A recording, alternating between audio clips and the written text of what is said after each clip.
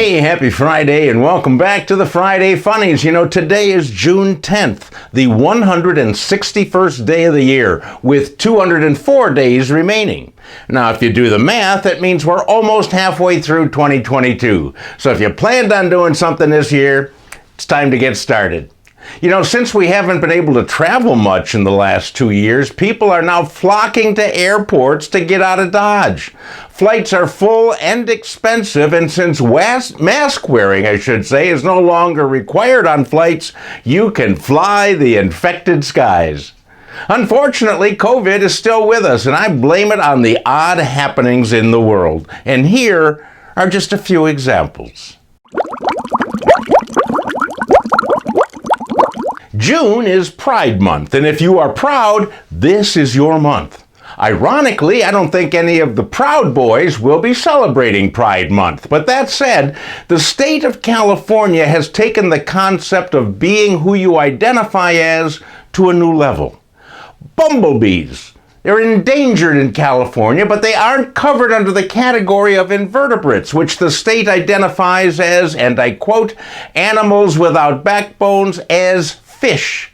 So rather than change the law, the state declared that bumblebees are now fish, whether they want to be or not.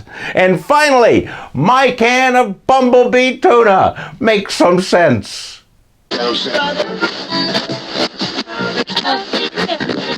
In an Albany, New York city courthouse, 4 people appeared following an unstated arrest. One of them was using his cell phone to record the proceedings, but was then told to stop. And that's when all heck broke loose. An altercation started, and seemingly out of nowhere, hundreds of cockroaches appeared. They'd been brought into the court in plastic containers and released simultaneously. A 34-year-old woman in the court was arrested and charged with illegal roaching. The courthouse had to be shut down for fumigation, but one of the cockroaches commented, "This is unfair. We may be vermin, but we identify as lawyers." As we know, monkeypox is among us, but some people just don't care. For instance, at the Santa Ana Zoo in Southern California, John Rodenborn took off his shirt and claimed to be Tarzan. Then he attempted to get into the monkey enclosure. I don't know how he attempted to break in, but I'm assuming a vine was involved. Police were called and Rodenborn was charged with unlawful monkeying. He also had a pocket full of methamphetamine, which really explains a lot.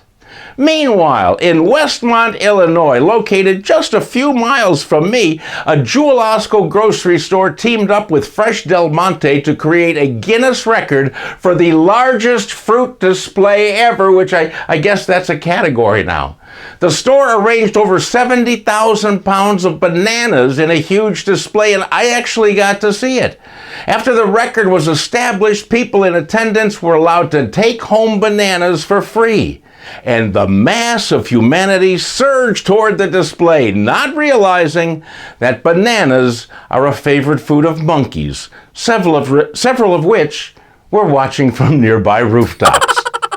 Hey, that's it for another week, my friends. I hope you have a wonderful weekend. Please share these funnies with everybody you know so we can all be laughing more. And if there aren't any questions, perfect.